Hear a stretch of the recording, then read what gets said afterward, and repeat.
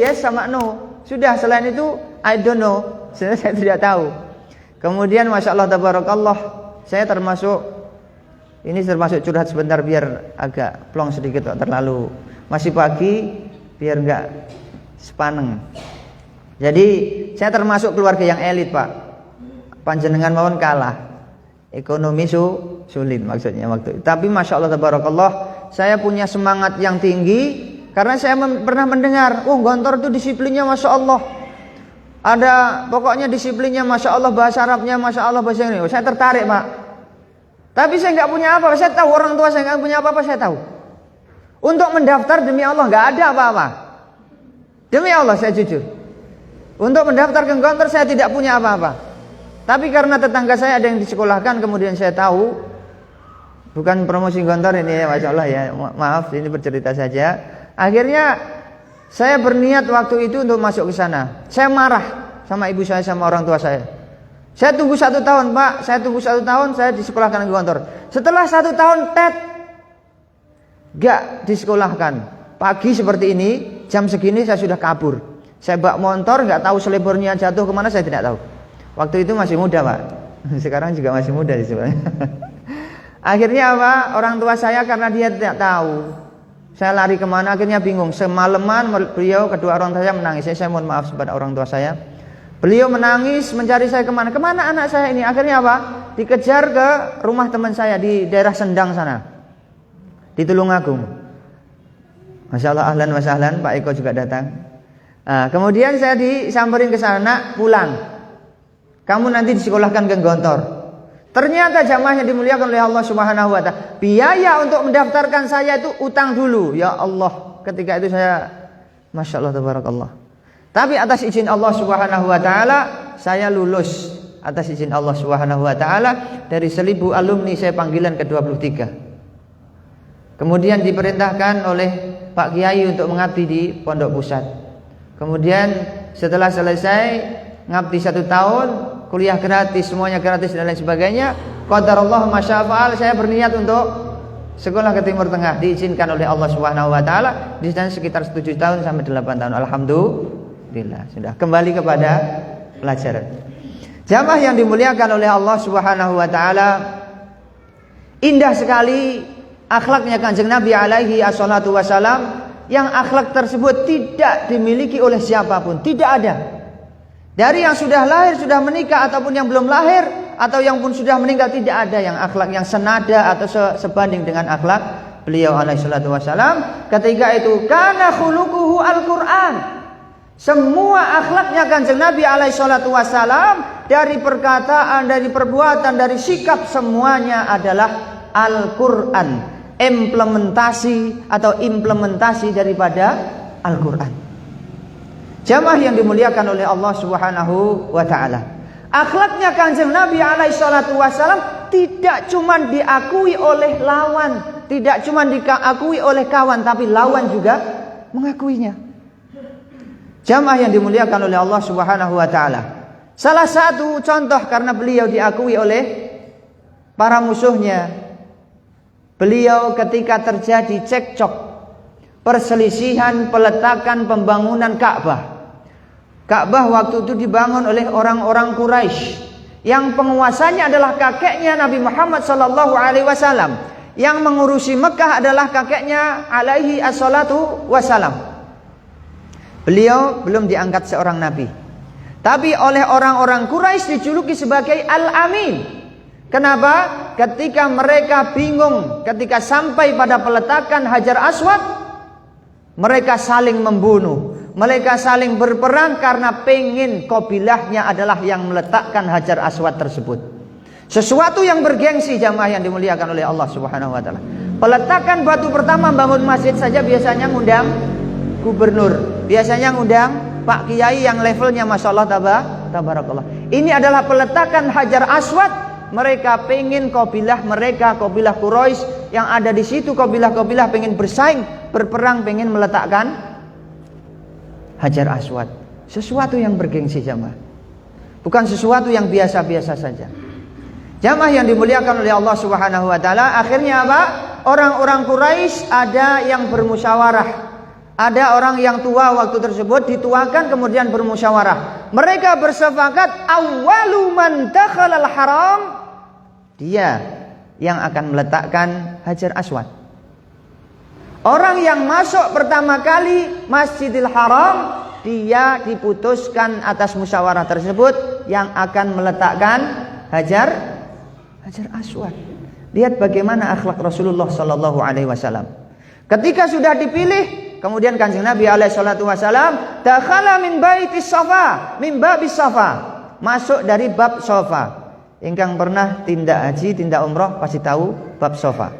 Jadi ada safa, ada marwah. Kemudian safa itu dekat dengan Baitul Abdul Aziz.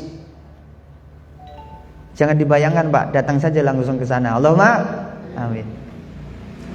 Kemudian datanglah Kanjeng Nabi alaihi salatu wasallam lewat babus safa, serempak jamaah yang dimuliakan oleh Allah Subhanahu wa taala. Padahal ini beliau belum diutus sebagai seorang nabi. Ja'al amin wa radina bil amin. Orang-orang Quraisy mengatakan apa? Datang kepada kami orang yang terpercaya. Ini belum jadi nabi sudah dijuluki al-amin. Wa radina bil amin, dan kami ridho dengan orang yang jujur. Ini siapa? Kanjeng Nabi alaihi salatu wassalam. Sudah diputuskan untuk meletakkan Hajar Aswad. Tapi lihat akhlak alaihi salatu wassalam. Beliau apa? Untuk menyelesaikan masalah tersebut, beliau mengambil kain yang lebar. Kemudian setiap ujungnya itu disuruh megang kabilah-kabilah Quraisy tersebut yang ada di Mekah. Lihat akhlak beliau alaihi salatu wassalam. Beliau mampu untuk meletakkan sendiri. Bahkan beliau sudah dipercaya untuk meletakkan Hajar Aswad. Kalau beliau egois, kalau beliau tidak punya akhlak yang sangat mulia, dia ambil letakkan sendiri. Sudah Muhammad yang meletakkan, selesai. Tapi alaihi assalatu wassalam, ketika itu Masya Allah tabarakallah, akhlaknya sempurna. Akhlaknya sangat tinggi sekali. Wa innaka la'ala khuluqin adzim. Sak temene kamu wahai Kanjeng Nabi adalah orang yang berakhlak mulia, agung akhlakipun. Ini untuk apa beliau meletakkan kain? Agar tidak terjadi saling tidak enak antara kabilah-kabilah tersebut, saling bermusuhan. Akhirnya apa? Ketika Hajar Aswad diletakkan di tengah, di atas kain semuanya mengangkat, semuanya merasakan meletakkan, semuanya merasa memiliki. Lihat indahnya akhlaknya Kanjeng Nabi alaihi salatu wassalam. Bahkan ketika beliau sudah diutus sebagai seorang nabi, wa anzir ashiratakal aqrabin, wahai nabi, ingatkan keluarga-keluarga terdekatmu. Akhirnya diingatkan oleh Kanjeng Nabi alaihi salatu wassalam, fasa'ida ala jabalis safa. Beliau naik ke Jabal Safa. Ini Jabal Safa itu barat kayak TV, stasiun TV One atau STV atau Kompas. Segala sesuatu yang masuk ke situ diketahui oleh semua orang. Tapi ini cukup dengan Muhammad alaihi assalatu wassalam. Orang yang sudah dipercaya oleh orang Quraisy, orang yang amin, orang yang bisa jujur dan bisa dipercaya. Beliau masuk, kemudian naik ke Jabal Safa, kemudian memanggil para ya Bani Fihr. Wahai keturunan Bani Fihr, dipanggil. Ya Bani Adi, wahai keturunan Adi, datanglah ke sini, saya akan sampaikan sesuatu yang penting. Ngumpul semua Pak. Kalau sudah yang manggil Kanjeng Nabi alaihi salatu wassalam, orang yang paling jujur, tidak pernah berbohong, orang yang beramanat ini sudah mengumumkan sesuatu, datang semuanya. Yang mereka nggak bisa datang, dia datangkan utusannya, wakilnya. Ini bukti bahwasannya Kanjeng Nabi alaihi salatu wassalam punya kedudukan di hati orang-orang Quraisy. Sekali mengumumkan sesuatu, datang semuanya. Kemudian apa? Beliau mengatakan, atusaddiqunani lau ukhbirukum aw ara'aitum lau ukhbirukum anna khailan turidu an tuhira alaikum hal kuntum musaddiqi. Wahai orang-orang Quraisy, seandainya akan saya kabarkan kepada kalian, ada sebuah kelompok pasukan kuda yang akan menyerang kalian padahal kalian sedang nina bobo, sedang enak-enakan. Hal tusaddiqunani, apakah engkau akan percaya kepadaku wahai orang-orang Quraisy? Apa jawaban mereka? Ma jarabna 'alaika kadziba. Ya Rasulullah, kami percaya, kami tidak pernah menemui engkau berbohong. Ma jarabta 'alaika kadziba, engkau tidak pernah berkhianat, tidak pernah berbohong. Ketika dikatakan seperti itu, oke. Kalau seperti itu, inni unzirukum baina yadai adzabin syadid, sesungguhnya hari ini aku akan memberitahu kepada kalian bahwasanya ada azab yang sangat pedih di antara kalian atas kalian jika kalian tidak mentauhidkan Allah Subhanahu wa taala.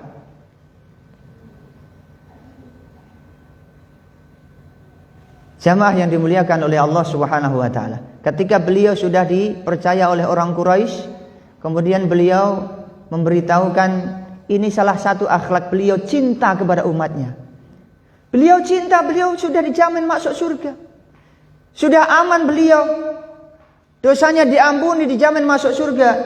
Tapi rasa cinta beliau mengingatkan umatnya sampai seperti itu. Kemudian apa jamaah yang dimuliakan oleh Allah Subhanahu wa taala? Keluarganya, kerabatnya semuanya protes, termasuk pamannya. Pamannya mengatakan apa? Tabban laka ya Muhammad. Celaka bagimu wahai Muhammad. Pamannya sendiri. Ali hadza jama'atana? Apakah cuman permasalahan seperti ini engkau mengumpulkan kami? Tabban laka sairal yaum. Kecelakaan bagimu sehari penuh, kata pamannya. Turunlah ayat surat Tabbat yada Abi Lahabi wa tab. Pamannya Abu Lahab yang mengatakan seperti ini. Tabban laka ya Muhammad. Ini menunjukkan jamaah yang dimuliakan oleh Allah Subhanahu wa taala, akhlaknya Kanjeng Nabi alaihi salatu wasalam sangat baik sehingga dikenal oleh umatnya, dikenal oleh orang Quraisy. Semua perkataannya didengarkan oleh mereka. Nah, ketika didakwahi oleh Kanjeng Nabi alaihi salatu wasalam tentang bertauhid, beliau atau mereka orang-orang Quraisy, jazakumullahu khairan wa barakallahu fiik. Masya Allah, tabarakallah. Jamaah yang dimuliakan oleh Allah Subhanahu wa taala, ini adalah akhlak beliau alaihi assalatu wassalam. Akhlak yang tidak ada duanya, akhlak yang sangat indah, akhlak yang patut kita jadikan sebagai uswatun hasanah. Maka jamaah yang dimuliakan oleh Allah Subhanahu wa taala, lawan pun mengakui akan keagungan akhlaknya alaihi salatu wassalam ini. Tidak cuma sahabat biasa, kalau sahabat saja sudah biasa, teman biasa saja, istri biasa memuji suaminya, memuji istrinya, memuji gandengannya, ayah juga seperti itu, anak juga seperti itu, memuji ayahnya, memuji bapaknya, sesuatu yang biasa. Musuh beliau itu juga memuji beliau. Ketika alaihi salatu wassalam dimulai diutus oleh Allah Subhanahu wa taala untuk menjadi seorang nabi, mulai permusuhan orang-orang Quraisy mulai kepada sahabat beliau, kepada kerabat-kerabat beliau, bahkan yang paling tinggi idzanya adalah kepada Yasir. Bahkan dijanjikan oleh Allah Subhanahu wa taala, "Isbir ya alu Yasir, fa inna mau'idakal jannah." Keturunannya Yasir, keluarganya Yasir dijanjikan oleh Allah karena disiksa orang Quraisy, dijanjikan, "Sabar kalian wahai keluarga Yasir, sesungguhnya janji kalian adalah surga." Rasulullah yang kakeknya adalah penguasa Mekah, Rasulullah yang mengurusi Ka'bahnya adalah kakeknya, diusir jamaah yang dimuliakan oleh Allah Subhanahu. Bahkan dijadikan sayembara, barang siapa yang bisa membunuh Rasulullah sallallahu alaihi wasallam akan dikasih hadiah unta. Gak tahu hadiahnya 1000 unta atau 100 unta itu. Jadi Rasulullah sallallahu alaihi wasallam Al-Amin yang dipercayai mereka ketika memberitahukan ketauhidan tentang Allah, mereka dimusuhi, Allah memusuhi, mereka memusuhi Kanjeng Nabi alaihi salatu wasallam, bahkan dijadikan sayembara jamaah yang dimuliakan. Akhirnya apa? Beliau alaihi salatu wasallam ditemani saudaranya yaitu Abu Bakar meninggalkan Mekah sampai 3 malam di dalam gua Sur. Sampai Abu Bakar takut. Tapi Kanjeng Nabi alaihi salatu wasallam dengan keyakinannya, "Isbir fa innallaha ma'ana." Bahkan dikatakan oleh Kanjeng Nabi alaihi salatu wasalam kepada Abu Bakar, tenang saja, kita berdua, yang ketiga adalah Allah Subhanahu wa ta'ala. Betul. Seandainya orang Quraisy menengok sedikit ke bawah kaki kuda atau onta yang dia tumpangi, dia akan melihat Rasulullah dan Abu Bakar ada di dalamnya. Tapi qadarullah ma syaa fa'al. Allah akan selalu bersama hambanya ketika dia juga menolong hamba yang lainnya. Wallahi fi aunil abdi ma kana al-abdu fi auni akhihi. Kemudian Rasulullah dan Abu Bakar dilindungi oleh Allah Subhanahu wa taala. Kemudian pergi ke Madinah. Pergi ke Madinah, ada seorang yang namanya Abdullah bin Salal. Ini adalah orang Yahudi, jamaah yang dimuliakan oleh Allah. Sahabat biasa saya katakan. Tapi kalau musuh, orang yang tidak berakidah, yang senada dengan kita, kemudian mengatakan, ana miman jafala Rasulullah sallallahu alaihi wasallam lamma qadimal Madinah. Saya adalah yang pertama kali menjamu kedatangan Kanjeng Nabi alaihi salatu wasallam ketika beliau datang ke Madinah. Ini orang Yahudi. Apa yang beliau katakan? Ma ra'aitu min wajhihi kadiban. Saya tidak pernah melihat ada wajah-wajah kebohongan di muka Kanjeng Nabi alaihi salatu wasallam. Lihat, orang Yahudi saja mengakui. Kemudian beliau alaihi salatu wasallam tinggal di Madinah. Terjadi perang Khandaq, terjadi perang Uhud, terjadi perang Badar dan lain sebagainya. Semua pemimpin-pemimpin Quraisy meninggal kecuali Abu Sufyan. Kemudian Abu Sufyan bersama para bala tentaranya mengadakan perniagaan ke Syam, jual beli. Kemudian sampai di sana, jamaah yang dimuliakan, ini musuhnya, ini belum masuk Islam. Abu Sufyan belum masuk Islam. Mengadakan perdagangan dan lain sebagainya. Ketemu sama Hirokla, yang dikenal dengan Heraklius. Kemudian ketika Abu Sufyan berdagang, dipanggil oleh Hirokla, ta'al, kesini kamu. Kemudian Hirokla bertanya kepada Abu Sufyan, hal tattahimunahu bima lam yakul bima lam yakul Muhammad? Apakah engkau akan mencurigai apa yang dikatakan oleh Muhammad bima la yakul, terhadap sesuatu yang belum dia katakan?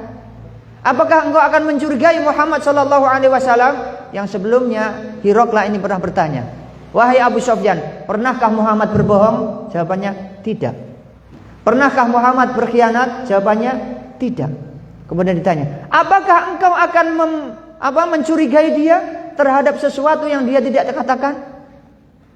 Akhirnya ngeles. Abu Sufyan musuhnya sendiri mengakui keagungan akhlaknya Kanjeng Nabi alaihi assalatu wassalam. Heraklius itu adalah seorang Nasrani yang taat. Dia tahu bahwasanya di Injil akan datang Nabi yang namanya Ahmad, makanya dia tahu. Kemudian dia datang kepada Abu Sufyan dan memberitahu dan bertanya tentang sesuatu hal yang banyak sekali, termasuk hal tersebut. Abu Sufyan ngeles, jamaah yang dimuliakan oleh Allah. Sebenarnya dalam hatinya dia mengakui kejujuran Kanjeng Nabi. Dia mengakui akan keamanan Kanjeng Nabi alaihi salatu wasallam. Akhirnya apa dia mengatakan? Akan tetapi mereka mengadakan perjanjian Hudaibiyah dengan kami sampai sekarang. Dan kami tidak tahu apa yang akan dia kerjakan. Ini ingin memasukkan keraguan-raguan ke dalam hati Heraklius. Akan tetapi Heraklius tahu dia Nasrani yang taat. Ini jamaah yang dimuliakan oleh Allah Subhanahu wa taala, sekali lagi tidak cuma kawan tapi lawan juga mengakui keagungan akan akhlak Kanjeng Nabi alaihi assalatu wassalam. Maka ini sesuatu yang sangat indah. Patut kalau Allah Subhanahu wa taala menjadikan beliau sebagai uswatun hasanah. Suri tauladan, tulodo, tidak cuma memberitahu akan tetapi ngasih contoh. Jamaah yang dimuliakan oleh Allah Subhanahu wa taala. Di antara akhlak-akhlak beliau yang lainnya, jamaah yang dimuliakan oleh Allah Subhanahu wa taala. Ketika beliau alaihi assalatu wassalam didatangkan oleh seorang perempuan yang cantik jelita, namanya Ummu Sulaim. Cantik sekali orangnya. Kemudian dia punya anak yang namanya Anas. Anas ini adalah dijadikan sebagai pembantu Rasulullah sallallahu alaihi wasallam. Diserahkan oleh umminya atau ibunya Ummu Sulaim kepada Rasulullah untuk menjadi khadimnya. Diserahkan kepada beliau karena suaminya meninggal. Kenapa meninggal? Dibunuh oleh musuhnya ketika Ummu Sulaim ini bertauhid kepada Allah Subhanahu wa taala. Bersyahadat di hadapan Kanjeng Nabi alaihi salatu wasallam. Akhirnya keluarganya penyembah berhala dan lain sebagainya bingung. Salah satunya adalah suaminya yang kabur ke Syam, kemudian dibunuh oleh musuhnya. Masuk Islam, kemudian Anas dididik, bahkan sampai beliau mengatakan seperti ini. Saya tidak akan melepas susuan kamu wahai Anas sampai engkau sendiri bosan dengan air susuku. Lihat pelajaran bagi ibu dan seorang ibu. Jangan menyapih anaknya sebelum dia selesai nenen. Karena apa? Itu akan membentuk otak dan kefitan badan, membuat badan menjadi fit. Itu adalah air susu dari ibu. Jangan sampai disusukan ke orang lain. Itu adalah ladang pahala kagem panjenengan. Jangan mengikuti orang-orang yang mereka tidak tahu tentang agama Islam. Anaknya disusu pakai yang lain, susu-susu yang lain. Susunya iman. Katanya apa? Nanti menjadi tidak baik dan tidak pamor, tidak tenar lagi dan lain sebagainya. Maka Anas radhiyallahu an dijadikan pembantu alaihi salatu wasallam. Masih kecil jamaah yang dirahmati Allah. Anas ini masih kecil. Pada suatu hari Anas radhiyallahu an, lihat ini akhlaknya Kanjeng Nabi alaihi salatu wasallam kepada anak kecil. Ini sudah pembantu anak kecil lagi. Disuruh oleh Kanjeng Nabi alaihi salatu wasallam keluar. Kemudian Anas dasar anak kecil, Pak, Bu, main, ketemu sama teman-temannya main, lupa perintah Kanjeng Nabi alaihi salatu wasallam. Idhab, katanya.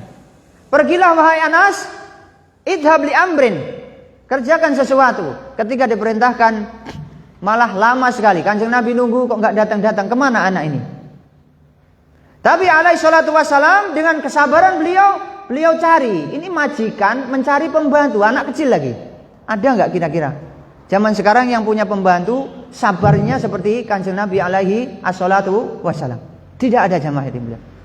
Kemudian ketika melihat Anas radhiyallahu an bermain dengan anak-anak kecil, didatangi oleh Kanjeng Nabi alaihi salatu wassalam. Dipegang belakangnya, dipegang belakang kepalanya sini dikatakan, "Wahai Unais," lihat, sekali lagi ajaran agama Islam sangat lemah lembut sekali kepada anak kecil. Namanya Anas, tapi oleh Kanjeng Nabi alaihi salatu wasallam dipanggil dengan Unais. Sighatut tasghir, untuk melembut-lembutkan kepada seorang anak. Wahai Anas, idhab bima umir, au idhab lima umir. Pergilah wahai Anas atas apa yang diperintahkan atasmu. Ini contoh seorang majikan kepada pembantunya. Kalau zaman sekarang terlambat sedikit saya sudah diomelin. Kenapa kamu datang terlambat? Saya mau bekerja ke kantor dan lain sebagainya. Kenapa masakannya tidak enak? Kenapa tidak beli ini, tidak beli itu? Kenapa belum dicuci dan lain sebagainya? Tapi Kanjeng Nabi alaihi salatu wasalam, kata Anas radhiyallahu anhu, khadimtu Rasulullah sallallahu alaihi wasallam asras sinin. Saya telah menjadi pembantu Rasulullah sallallahu alaihi wasallam selama 10 tahun. Walam yakulli uf, dan belum pernah mengatakan kepadaku. Lihat bagaimana sikap seorang majikan kepada pembantunya. Anas tidak pernah dikatakan tidak pernah dikatakan seperti itu oleh Rasulullah. Apalagi memarahi, apalagi dan lain sebagainya. Sikap lemah lembut beliau inilah yang perlu kita jadikan suri tauladan tulodo anggenipun kula dalah panjenengan sedaya gesang. Kalau sikap sebagai majikan kepada pembantu seperti itu, apalagi sama suami, ibu, apalagi sama suami, sama istri, bapak, apalagi sama anak, apalagi sama kedua orang tua, harus lebih lemah lembut lagi. Jamaah yang dimuliakan oleh Allah Subhanahu wa taala, bukan sama pembantunya saja yang muslim. Beliau alaihi salatu wasalam juga punya pembantu non muslim, jamaah. Beliau adalah orang Yahudi, kemudian menjadi pembantu Rasulullah sallallahu alaihi wasallam. Qadarullah ketika selesai menjadi pembantu Rasulullah, beliau ini pulang, orang Yahudi ini. Orang Yahudi ini pulang dan belum beriman. Rasulullah Shallallahu Alaihi Wasallam mendengar beliau sakit, dijenguk jamaah yang dimuliakan oleh Allah. Bukan satu akidah, sudah bukan tetangga, agak jauh, dijenguk. Ketika Rasulullah Shallallahu Alaihi Wasallam datang kepada pembantunya ini, bekas pembantunya ini, aslim ya fulan. Nasihat pertama kali yang dilontarkan kepada pembantunya adalah aslim ya fulan. Masuk Islam ya wahai fulan. Karena apa? Kalau dia meninggal dalam keadaan Islam, aman, selamat. Maka nasihat Rasulullah Shallallahu Alaihi Wasallam, aslim ya fulan. Itu ayahnya ada di sampingnya. Ayah orang yang sakit ini ada di sampingnya. Orang Yahudi juga. Apa yang beliau katakan? Ati Abul Qasim. Wahai anakku, patuhilah Abul Qasim. Siapa Abul Qasim? Muhammad alaihi salatu wasallam. Ini orang Yahudi ya Allah, jamaah yang dimuliakan oleh Allah. Menyuruh anaknya untuk patuh kepada Muhammad karena beliau tahu akan kemuliaan dan keagungan akhlaknya Kanjeng Nabi alaihi salatu wasallam. Padahal mereka masih Yahudi. Anaknya disuruh beriman oleh Rasulullah sallallahu alaihi wasallam, ayahnya memberikan semangat. Wahai anakku, aslim, ati Abul Qasim. Patuhi Abul Qasim. Ini indah jamaah yang dimuliakan oleh Allah. Berdakwah dengan akhlak, berdakwah dengan sikap, berdakwah dengan tingkah laku yang baik, seperti halnya yang dicontohkan oleh Kanjeng Nabi alaihi assalatu wassalam. Indah sekali. Bagaimana beliau dengan anak-anak, sikapnya dengan anak-anak, bagaimana sikap beliau dengan para pembantu. Di antara akhlak beliau alaihi salatu wassalam yang bisa kita contoh adalah akhlak beliau kepada istrinya. Ketika Aisyah radhiyallahu anha pengen melihat peperangan yang di luar masjid, ada di luar masjid, beliau alaihi salatu wassalam sangat sabar sekali kepada Aisyah. Aisyah senang melihat ada pelatihan perang, ada yang memanah, ada yang akhirnya kepalanya dikeluarkan sedikit dari masjid, dari rumahnya, karena rumahnya mepet dengan masjid. Sampai rasa kasih sayangnya beliau, ya Humairah, hasbuki. Kata-kata beliau, masya Allah subhanallah. Wahai Aisyah, tidak dipanggil Aisyah, ya Humairah, yang merah delima, yang merah merona. Hasbuki ya Aisyah, hasbuki ya Humairah. Cukup, cukup. Kita sudah cukup melihat peperangan, sudah cukup. Ini sudah terlalu lama sekali. Makanya Kanjeng Nabi alaihi salatu wasallam masih bisa lemah lembut kepada istrinya. Ini hal yang sangat menakjubkan sekali. Kemudian di antara hal yang bisa kita contohkan atau bisa kita suri tauladani dari beliau ketika menikah dengan Zainab. Ketika beliau menikah dengan Zainab bintu Jahshin, ada acara di rumah beliau, kemudian para sahabat enggak pulang-pulang, jamaah yang dimuliakan. Para sahabat ngobrol. Kemudian alaihi salatu wassalam ketika itu sudah terlalu lama. Kemudian beliau pergi ke rumah istrinya yang satunya lagi. Dia balik, dia temui para sahabat masih ngobrol. Beliau tidak mengucapkan cepatlah kalian pulang, tidak. Saking pemalunya Kanjeng Nabi alaihi salatu wasallam, tidak mengatakan apa-apa. Ketika melihat para sahabatnya, padahal ini baru menikah jemaah. Kalau lazimnya orang habis nikah kan biasanya malam pertama dan lain sebagainya. Tapi Kanjeng Nabi alaihi salatu wassalam, akhlak beliau masya Allah tabarakallah, beliau tunjukkan kepada para sahabat ketika mereka sedang berbicara, mereka biarkan. Balik ke istri satunya lagi, masih ngobrol, dibiarkan. Kemudian balik lagi ke rumah istrinya lain, masih ngobrol, dibiarkan. Ini adalah sikap yang tidak dimiliki kecuali dimiliki Muhammad alaihi salatu wassalam. Kalau kita punya tamu tetangga enggak pulang-pulang, wah aku ngarep masak, ada janjian. Mengatakan Pak, ngapunten Pak, dan lain sebagainya, punya alasan banyak sekali. Kadang-kadang kita kepada istri kita juga seperti itu. Saya mau ke sawah, saya mau ke kantor, saya mau ke perusahaan dan lain sebagainya. Tidak sabar menghadapi istri, tidak sabar menghadapi anak, tidak sabar menghadapi kedua orang tua.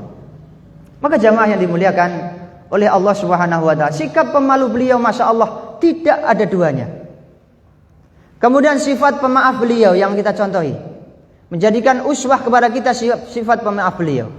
Beliau ketika sedang berjalan memakai ridha atau yang namanya selendang. Beliau alaihi salatu wasalam, ada seorang badu, ditarik selendang beliau alaihi salatu wasalam oleh orang badu ini, sampai lehernya dalam riwayat itu tampak merah, jamaah yang dimuliakan oleh Allah Subhanahu wa taala. Akan tetapi lihat beliau alaihi salatu wasalam tidak menunjukkan rasa marah sama sekali, kata para sahabat. Bahkan beliau senang, senyum terhadap orang Badui yang menarik selendangnya tersebut. Apa yang dikatakan oleh orang Badui ini? A'tini mimma lillahi alladhi atakum.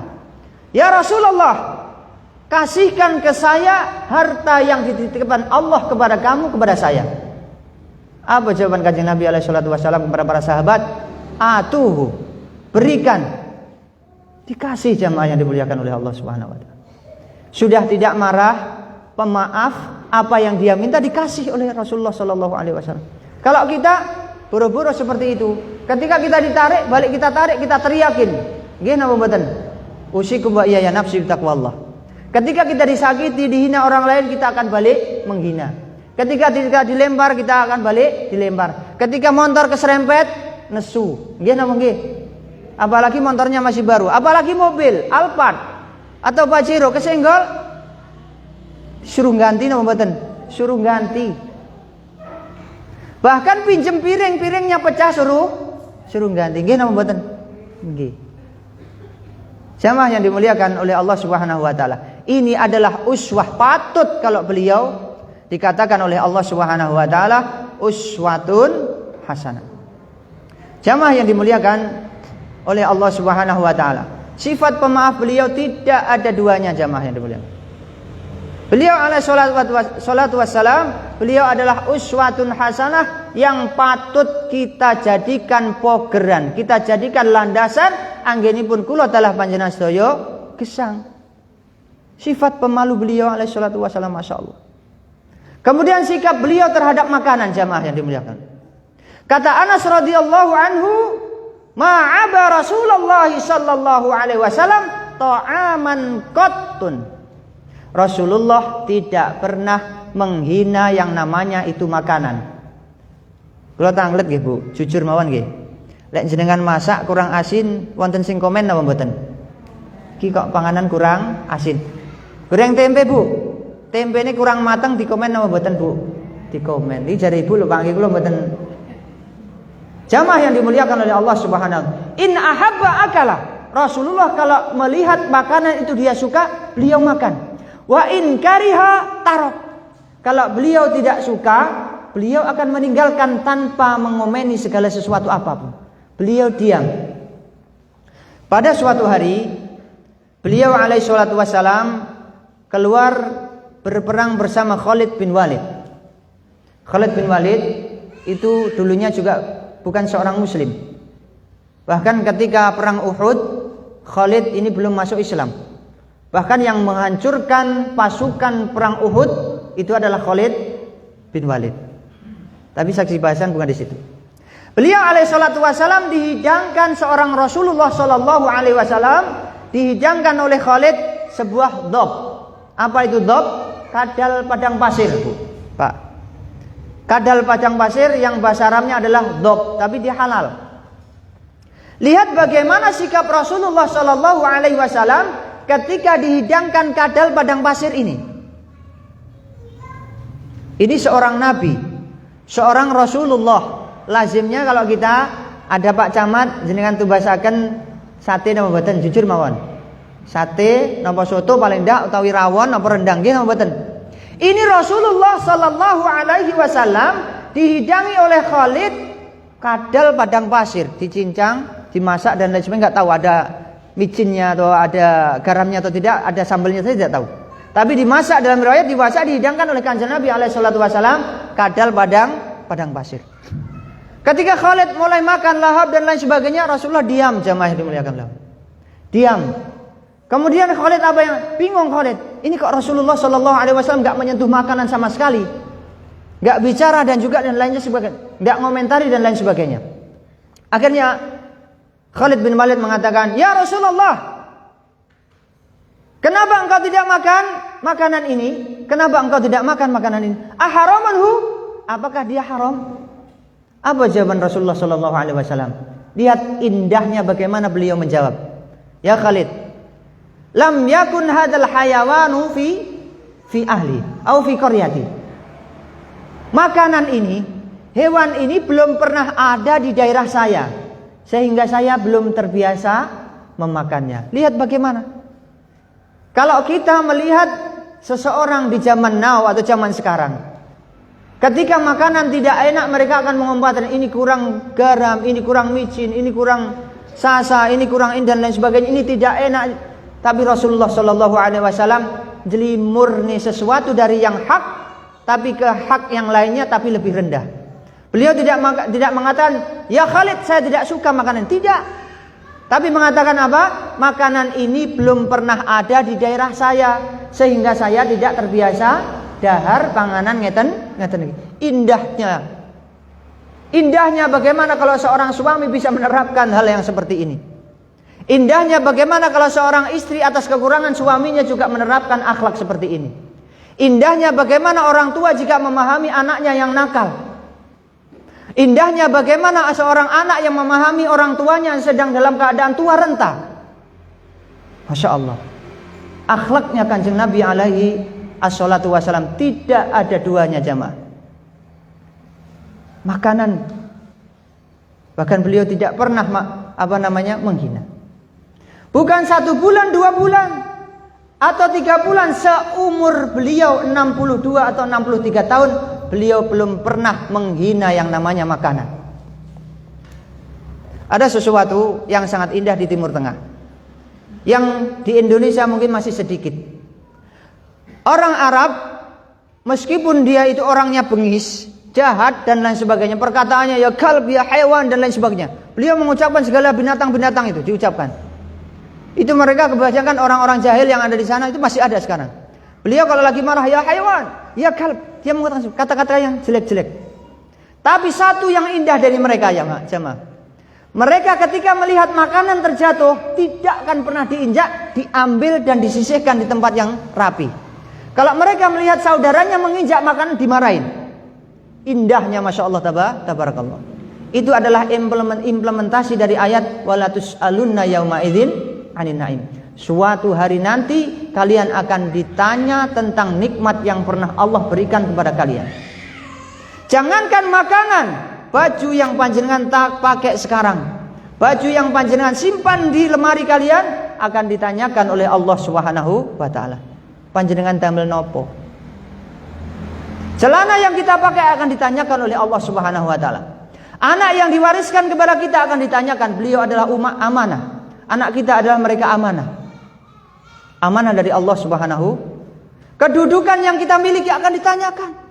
Tidak semuanya kecuali akan ditanyakan oleh Allah Subhanahu wa taala.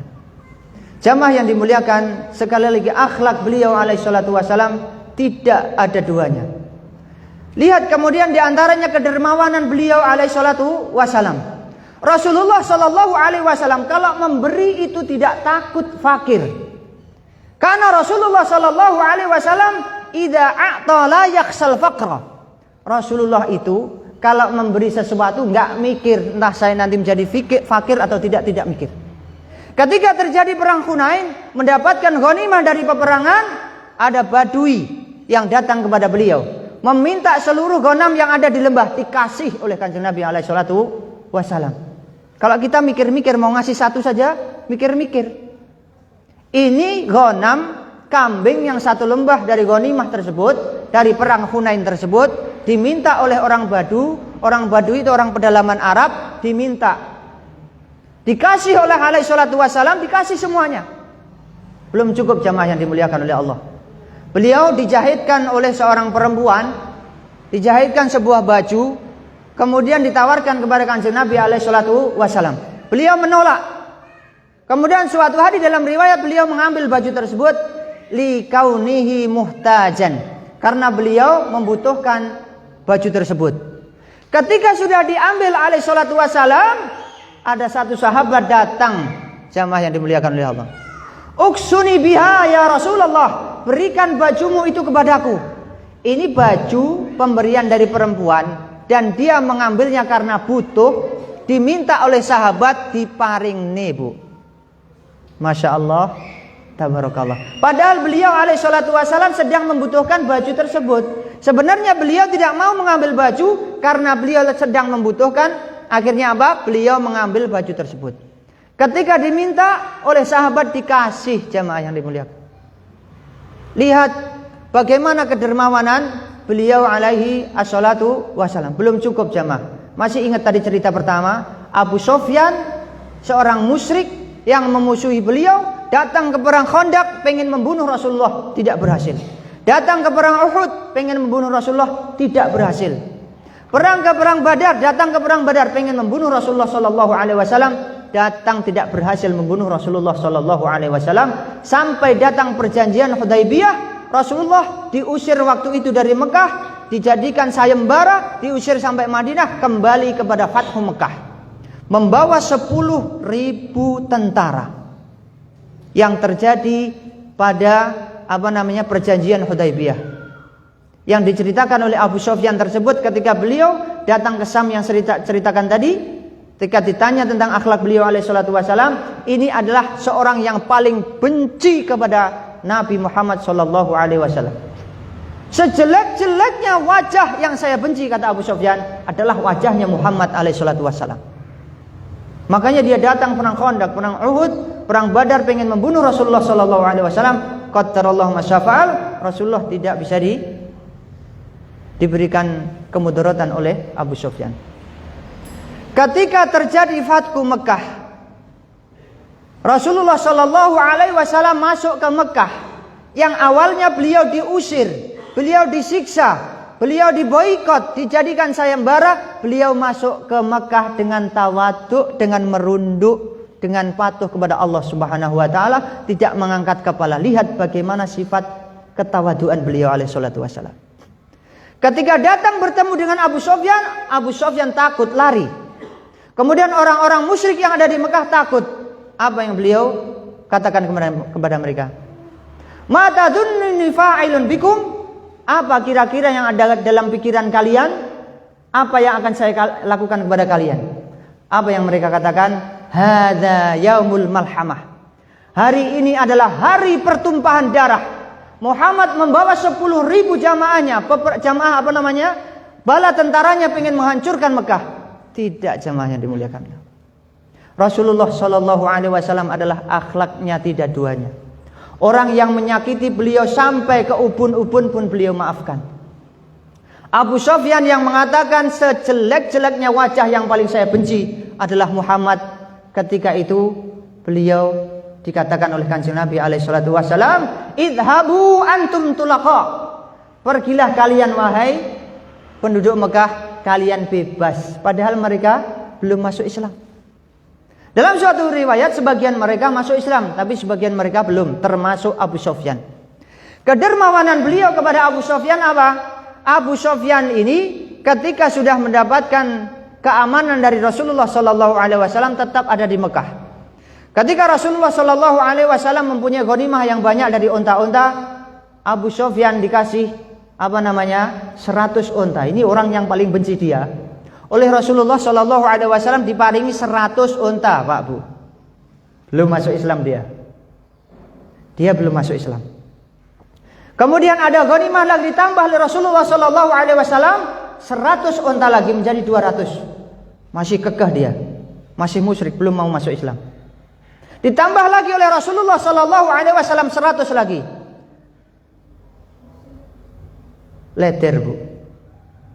Akhirnya dia masuk Islam. Dia yang mengatakan Muhammad adalah orang yang paling saya benci menjadi orang yang dia paling cintai. Abu Sufyan. Di dalam peperangan, alaihi salatu wassalam adalah orang yang paling akhlaknya paling baik. Di dalam menghormati makanan, beliau adalah yang punya akhlak yang paling baik. Dalam bergaul dengan istri, beliau adalah orang yang paling baik akhlaknya. Ketika dalam perdagangan, beliau adalah yang paling baik akhlaknya. Dalam segi apapun beliau alaihi salatu wassalam mempunyai akhlak yang sempurna.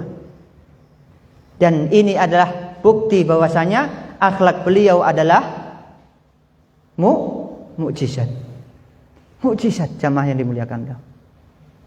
Kita bersabar, kita rendah hati mungkin 1 bulan, 2 bulan. Setelah itu ketika kita disakiti, kita tetap akan marah-marah. Tapi tidak untuk Kanjeng Nabi alaihi salatu wasallam. Ini Muhammad Rasulullah sallallahu alaihi wasallam. Ini adalah utusan dari Allah Subhanahu wa taala yang tidak ada duanya. Yang surga saja tidak akan pernah terbuka kecuali beliau nanti yang membuka pertama kali. Maka jamaah yang dimuliakan oleh Allah Subhanahu wa taala, di antara musuh-musuh beliau yang mengatakan bahwasanya orang yang paling saya benci selama ini kemudian menjadi orang yang paling saya cintai adalah yang pertama tadi siapa? Abu Sufyan. Kemudian yang kedua adalah Amr bin As. Yang ketiga adalah Sumamah bin Fasl. 3 orang ini paling membenci Rasulullah sallallahu alaihi wasallam, tapi pada akhirnya menjadi orang yang paling cinta kepada Rasulullah. Disebabkan kagem napa Bu? Akhlakipun Kanjeng Nabi alaihi salatu wasallam. Akhlak. Berdakwah tidak harus dengan nasihat terus. Berdakwah tidak harus saling memarahi terus. Berdakwah tidak harus begini begitu dan sebagainya. Berdakwah dengan akhlakul karimah, dengan akhlaknya Kanjeng Nabi alaihi salatu wassalam. Ada cerita lagi. Beliau pernah melihat ada seorang yang buta dari Yahudi di dalam pasar, yang memberikan makanan, memberikan minuman adalah Rasulullah sallallahu alaihi wasallam. Padahal orang Yahudi ini adalah setiap hari menghina Muhammad, Muhammad majnun, Muhammad majnun, Muhammad orang gila, jangan diikuti. Tapi dia buta, Pak. Dia tidak tahu kalau yang mengasih makanan dan minuman setiap hari adalah Muhammad yang setiap hari beliau hina. Ketika alaihi salatu wassalam diambil oleh Allah Subhanahu wa taala, 3 hari orang ini gak ada yang ngasih makanan, gak ada yang ngasih minuman. Cari Pak dia. Apa yang dia katakan? Mana saudara saya tadi yang biasanya ngasih makanan dan minuman saya?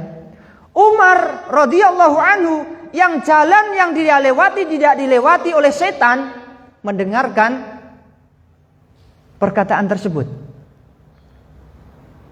Ketika Umar mendengarkan perkataan tersebut, dia datang kepada Umar. Demi Allah, kalau engkau tidak dilarang oleh Allah Subhanahu wa taala untuk saya penggal kepalamu, saya penggal kepalamu. Tapi sekarang engkau mencari siapa yang memberikan makanan dan minuman kepada kamu. Tahukah kamu wahai Yahudi? Tahukah kamu siapa yang memberikan makanan dan minuman kepada kamu? Dia adalah orang yang kamu hina setiap hari. Muhammad Rasulullah sallallahu alaihi wasallam. Nangis Bu orang Yahudi ini. Ternyata orang yang saya hina setiap hari adalah yang memberikan makanan kepada saya, yang memberikan minuman kepada saya. Saya ngopeni aku. Ternyata yang dia hina setiap hari itu adalah Muhammad. Jamaah yang dimuliakan.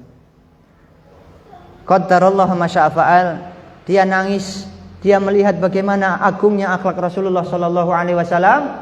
Akhirnya pun melebat Islam. Indah sekali agama Islam ini.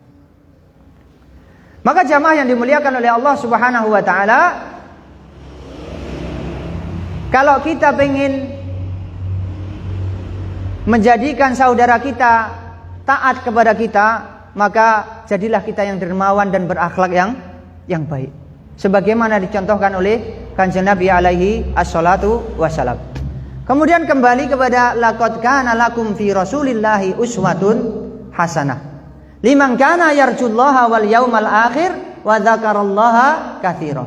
Telah ada pada diri Rasulullah sallallahu alaihi wasallam yang saya ceritakan tadi namun sekedhik lho Pak nggih. Itu tentang akhlak beliau saja.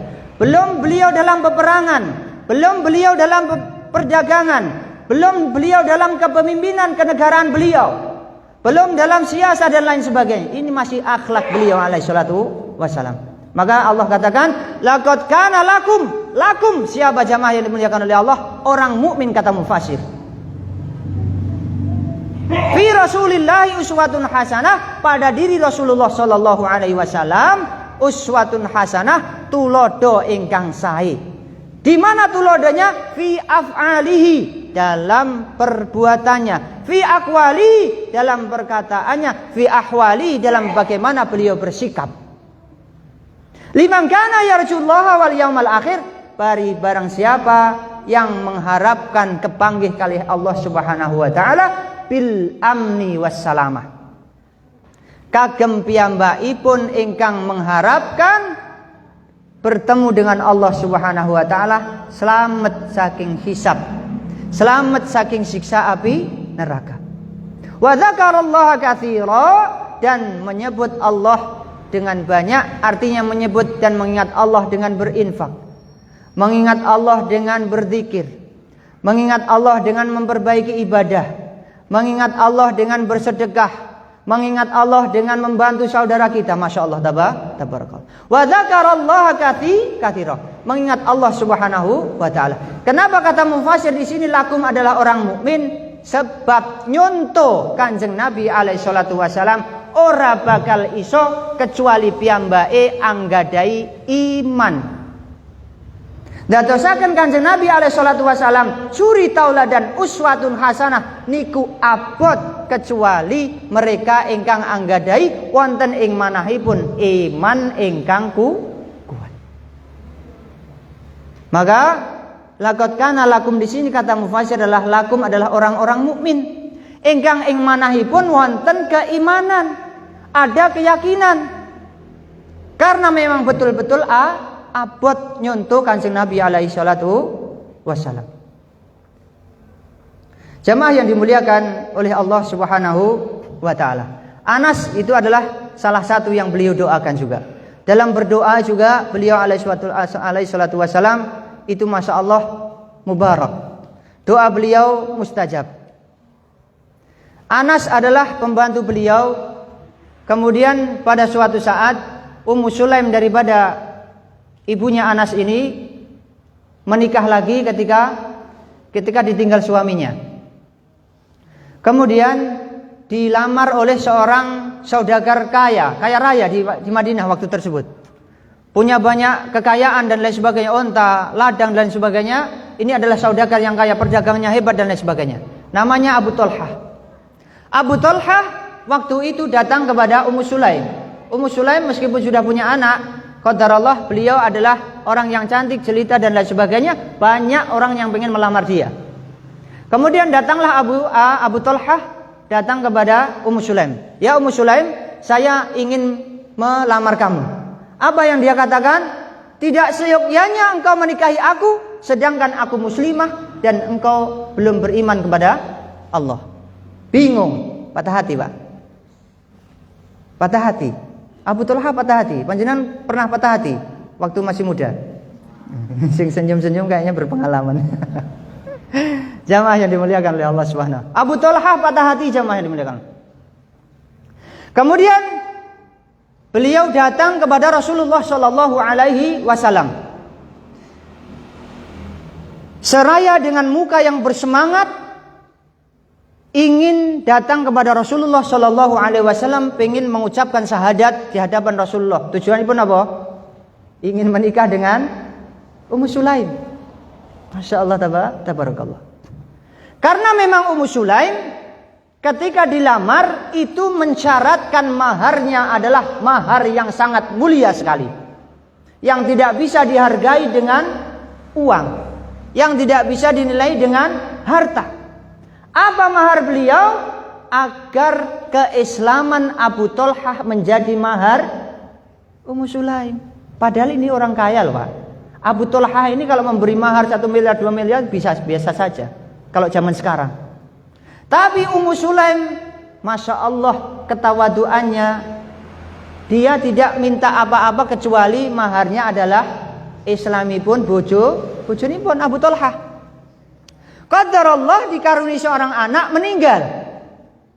Ketika sudah meninggal, Abu Talhah pulang dari urusan agama atau peperangan dan lain sebagainya. Ummu Sulaim ketika sudah melihat anaknya meninggal, apa yang dia lakukan? Langsung dikasih tahu nama boten Abu Talhah, boten. Ummu Sulaim berdandan, masya Allah, yang belum pernah berdandan seindah malam tersebut. Kayak panjenengan ibu-ibu niku pas malam pertama mungkin berdandan ya Pak ya. Ini Ummu Sulaim ketika melihat kedatangan suaminya dan anaknya meninggal, beliau menyiapkan makanan yang sangat lezat, dijamu dengan makanan-makanan yang enak, kemudian bersolek, macak dan lain sebagainya, pakai lipstik yang mungkin tebalnya 1 cm dan lain sebagainya. Kemudian diajak ke kamar dulu. Ini pelajaran bagi bapak dan ibu semuanya, dan bagi saya pada khususnya.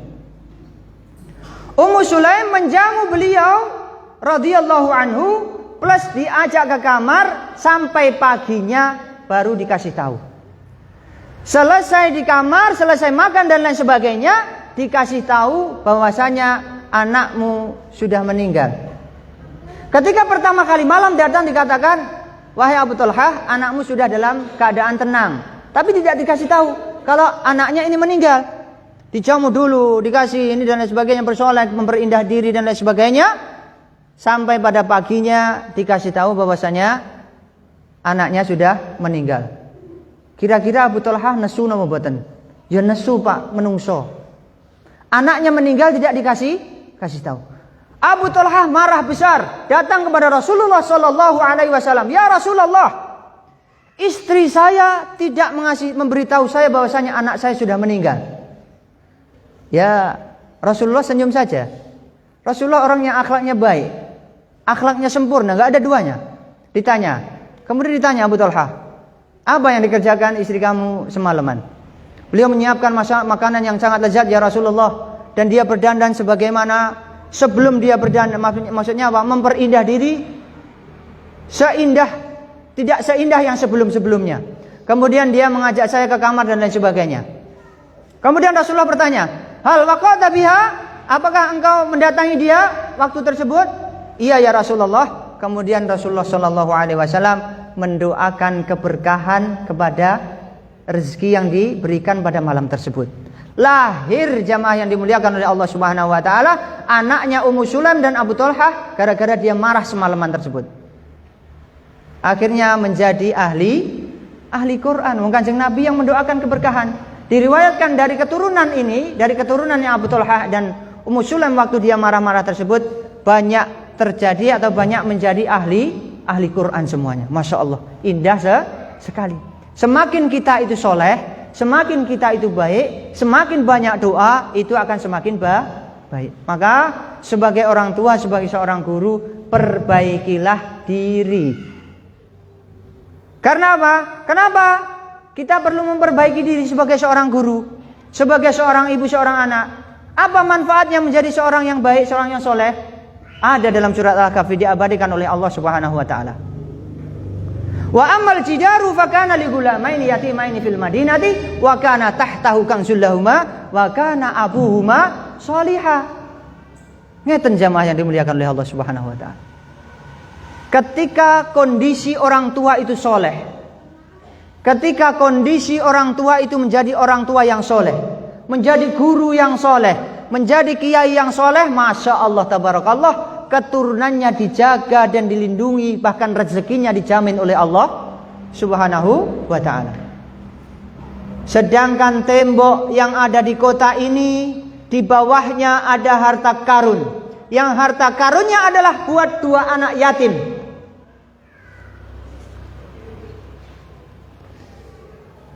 Waktunya habis. Pendek sekali waktunya. Jamaah yang dimuliakan oleh Allah Subhanahu wa taala. Saya lanjutkan atau dilanjut pertemuan yang akan datang. Jamaah yang dimuliakan oleh Allah Subhanahu wa taala. Biar panjenengan penasaran, kita lanjut nanti saja. Tapi sedikit saya sudah enggak enak kalau enggak dilanjut. Harta karun ini adalah buat anak yatim yang ada di Madinah, yang orang tuanya dulu adalah orang soleh. Jamaah yang dimuliakan, orang tuanya sudah meninggal, rezekinya masih diwariskan kepada keturunannya. Indah apa enggak indah? Indah sekali. Maka lek panjenengan kok anggadai anak, kok jenengan boten purun dadi tiyang ingkang solehah, boten purun dadi tiyang ingkang soleh, niku panjenengan rugi. Panjenengan orang duwe napa-napa, lek Allah sudah melihat panjenengan soleh, anaknya diurusi kali Allah. Tidaklah seorang mukmin meninggal kecuali hafidallahu min akibihi wa akibihi. Orang mukmin yang meninggal, keturunannya akan dilindungi, dijaga oleh Allah. Keturunannya cicit-cicitnya akan dilindungi oleh Allah, diparingi rezeki oleh Allah Subhanahu wa taala. Purun monggo. Usikum wa iya nafsi bitaqwallah. Dados wong tua, guru, kiai ingkang saleh. Mungkin cukup sekian. Mungkin yang sedikit ini semoga diberkahi oleh Allah Subhanahu wa taala, khususnya kepada diri saya sendiri dan pada umumnya dumateng panjenengan sedaya lumeberipun.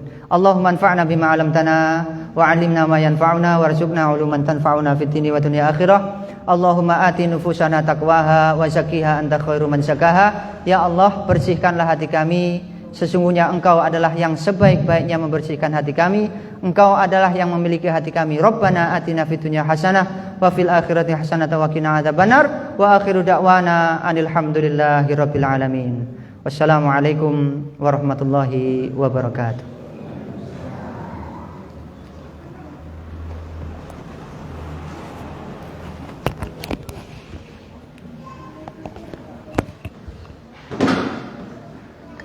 Barakallahu fiik.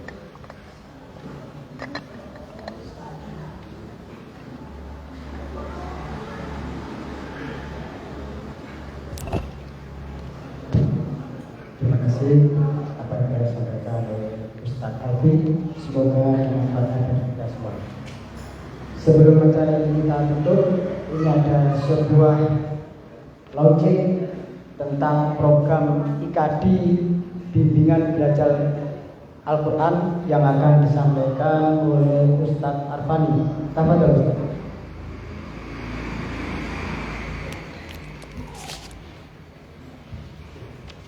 Assalamualaikum warahmatullahi wabarakatuh. Hamdan kasiran tayyiban mubarakkan fihi wa bidawata. Allahumma shalli ala Muhammad wa ala ali Muhammad.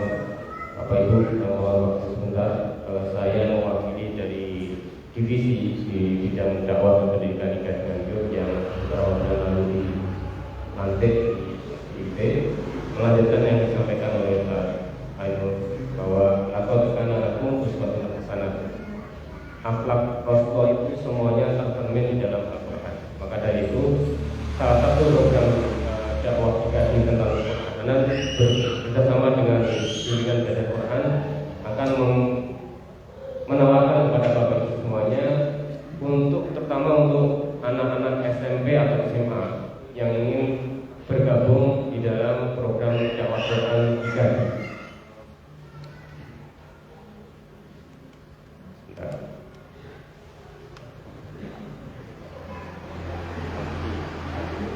Nah, kenapa kami sampaikan ini? Karena di dalam IKD ada berbagai divisi. Salah satunya adalah pendidikan iptek dan ekonomi kesejahteraan. Saya kutip dari ini, maka kita bisa fokus pada nomor 2 di bidang pendidikan dan iptek, ada mengadakan pelatihan tahfidz, perawatan jenazah dan sebagainya. Kemudian ekonomi kesejahteraan, mengadakan seminar pelatihan ekonomi keumatan, dari entrepreneur, Indonesia dan sebagainya. Nah, dari sekian ini yang baru kita tahu adalah yang akan kita tawarkan saat ini.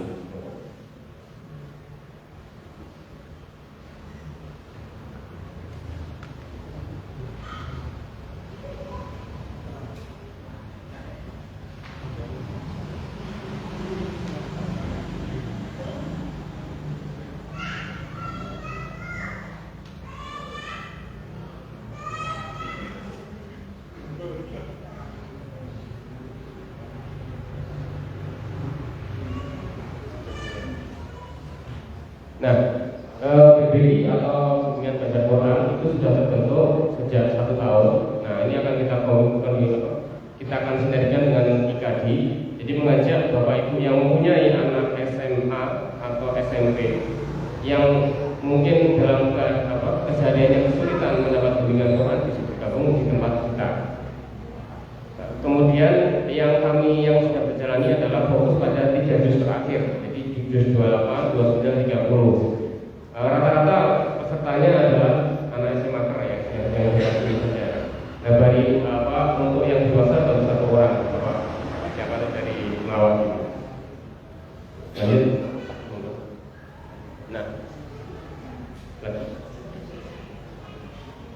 Nah, walaupun kita di Indonesia ini ada 2 tahun 2020, baru 2 tahun yang lalu, mungkin sekarang nggak akan berubah atau sedikit berubah. 65%-nya itu masih belum bisa baca Quran. Nah dari kondisi inilah IKAD akan memberikan kontribusi sebagai doa kita, sebagai amal kita. Semoga Allah catat amal ini menjadi balasan kita. Kita harus memberantas ini. Mungkin kita tidak 60% itu tidak ada di sini, bisa jadi di luar Jawa dan sebagainya. Tapi mungkin ada sebagian yang di sini.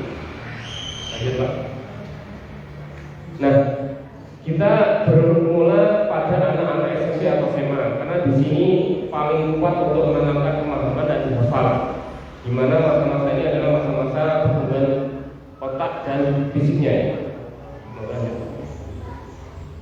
Di sini masa persiapan kedewasaan, memutuskan nanti sekolah di mana, mau seperti apa. Bagaimana tadi disampaikan, Al-Quran akan memandu bagaimana seseorang itu berpikir atau memutuskan. Karena kalau nggak seperti itu dia akan mengikut temannya. Kita nggak tahu temannya seperti apa. Nah kalau temannya dibimbing oleh orang yang berlingkup dalam nuansa Al-Quran, insya Allah akan positif kontribusinya. Yang keempat, Al-Quran tentu bukan hanya untuk SMP SMA, tapi adalah modal hidup nanti anak-anak kita dan juga kita semuanya. Juga Pak, ini adalah kisah orang gambaran orang sepuh ya. Saya pun sudah mendengar sepuh sebenarnya. Nah, karena kita punya peran dan tanggung jawab untuk mendidik anak kita, disinilah kita mengambil peran itu. Nah, saya kutipkan sebuah ayat dari Juz 26 surat 46 ayat 12. Ketika umur kita di atas 40 tahun,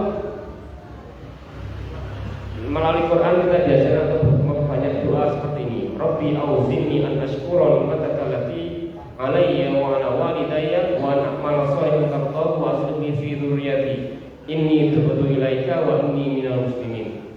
Artinya seperti ini. Jadi rata-rata umur 40 tahun itu kita sudah memasuki fase maghrib. Nah, fokus kita harus fokus kepada bagaimana kita mendidik anak-anak kita, dan kemudian kita bisa meninggalkan anak cucu yang sudah terpoles dengan Al-Qur'anan, dan juga kalau kita menikmati orang tua kita masih hidup, harus banyak-banyak berbakti kepada mereka. Nah, selain itu, untuk anak yang belajar Quran ada hubungan positif antara kecerdasan kognitif pemikiran. Jadi bukan hanya menghafal, tapi dia akan belajar bagaimana menata hidupnya sesuai Quran. Nanti kita akan lebih jauh bagaimana anak-anak begini kita ajarkan secara logika mereka menjalani hidupnya.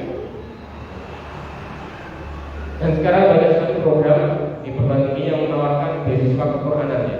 Di S1 ada 2, ketika sudah punya sertifikat pernah 30 juz akan ada kemudahan beasiswa. Nah dari situlah BPKD bersinergi dengan BPK akan menawarkan program-program seperti ini.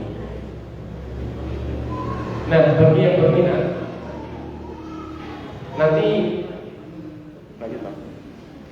ini kurikulum kelas saja. Kenapa konsep kita 3 juz terakhir? Karena itu seperti kurikulum JST. Jadi kan sekolah Islam terpadu itu rata-rata 3 juz terakhir setelah SMA harus sudah selesai. Nah ini untuk menggambarkan bahwa walaupun anak itu tidak mondok, bukan berarti alasannya kalau pelajaran Qurannya itu mandek ya. Walaupun mereka tidak mondok atau di SMPU, tetap bisa belajar Quran. Kita samakan kurikulumnya dengan kurikulum SMPIT atau SMAIT. Nah, visi kita adalah membuat Al-Quran itu mudah, berkah untuk semua usia. Nah, tak lain supaya kita nanti ketika sudah tidak berada di alam ini, kita mendapatkan syafaat Quran. Nah, maka dari itu, mari kita sama-sama mendekatkan Quran. 6 bulan lagi Ramadan, maka ini persiapan yang pas yang untuk menyambut bulan Ramadan, 6 bulan lagi ya.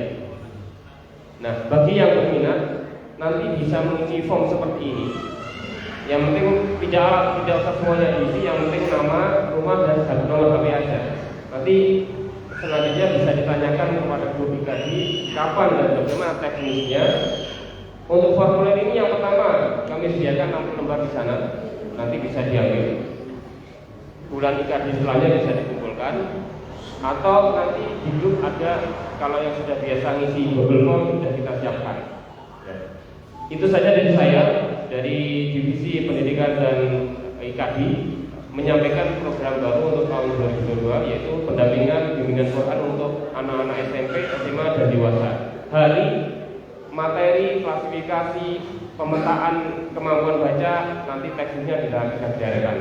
Demikian dari saya, kalau kurang lebihnya mohon maaf. Assalamualaikum warahmatullahi wabarakatuh. Terima kasih. Mengenai tadi pemaparan tentang program IKD di bidang divisi pendidikan. Ada sebuah laporan sebelum kita tutup. Perolehan upah pada tanggal 2 dan 10 Maret sebesar Rp900.000. Semoga semoga diterima oleh Allah SWT. Dan marilah kita akhiri acara ini dengan bacaan hamdalah dan doa kafaratul majlis. Alhamdulillahirobbilalamin. Subhanallah walhamdulillah. Asyhadu an la ilaha illa anta astaghfiruka wa atubu ilaik. Kurang lebihnya saya mohon maaf. Wassalamualaikum warahmatullahi wabarakatuh.